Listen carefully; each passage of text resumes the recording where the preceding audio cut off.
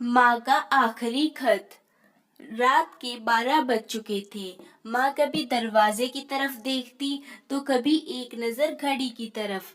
माँ की आंखों में और चेहरे पर चिंता साफ नजर आ रही थी। थोड़ी ही देर में दरवाजे की घंटी बजी। माँ ने तेजी से दरवाजा खोला और सामने बेटे विक्रम और बहू मान्यता को देखकर पूछा, इतनी देर क्यों हो गई? मैं कब से तुम्हारी राह देख रही थी। माँ, मैं अब छोटा नहीं हूँ, तुम मेरी चिंता मत किया करो। विक्रम ने घर के अंदर प्रवेश करते हुए बोला।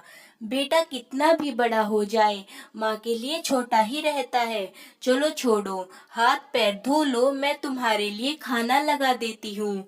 माँ ने दरवाजा बंद करते हुए कहा।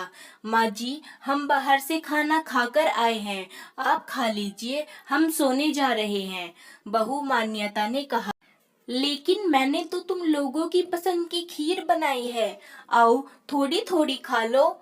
माँ, तुझे एक बार में समझ में नहीं आता क्या? तेरी बहू ने कहा ना, हम बाहर से खाना खाकर आए हैं, क्यों परेशान करती है? जा तू खा ले और सो जा और हमें भी शांति से सोने दे।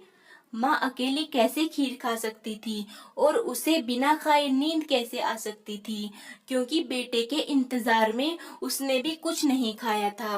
वह किचन में गई, एक गिलास पानी पिया और अपने बेडरूम में चली गई। सुबह 10 बजे विक्रम की आंख खुली। बाजू में मान्यता अभी भी सो रही थी। विक्रम हॉल में आया तो लैपटॉप के पास रखी एक चिट्ठी पर उसकी नजर पड़ी। यह चिट्ठी किसकी हो सकती है? यह देखने के लिए उसने चिट्ठी खोलकर पढ़ना शुरू किया। मेरे लाल, तू सोच रहा होगा कि एक ही घर में रहते हुए ये चिट्ठी क्यों? मैं तुम्हें बोलकर भी तो बात बता सकती थी। हाँ, बता सकती थी, अगर तू मेरी बातें सुनना चाहता तो।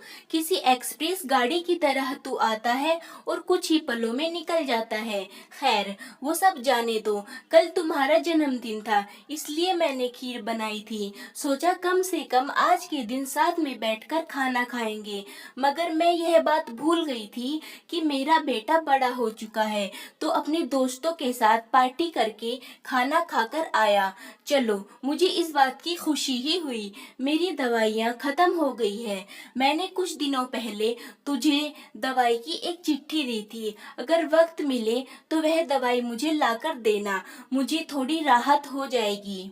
विक्रम को याद आया कि 4-5 दिन पहले माँ ने एक दवाई की चिट्ठी दी थी। उसने अपने ऑफिस के बैग में जाकर उस चिट्ठी को तलाशा, उसे खोल कर देखा। उसमें लिखा था, बेटा मुझे ऐसी दवाई ला कर दो जिससे मैं अपने बेटे को भूल सकूं।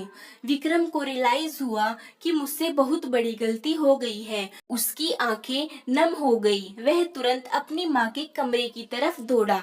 सबसे पहले उठ जाने वाली माँ आज क्यों नहीं उठी थी? देखकर उसे आश्चर्य हुआ। उसने माँ को उठाने की काफी कोशिश की, लेकिन माँ एक गहरी नींद में सो चुकी थी।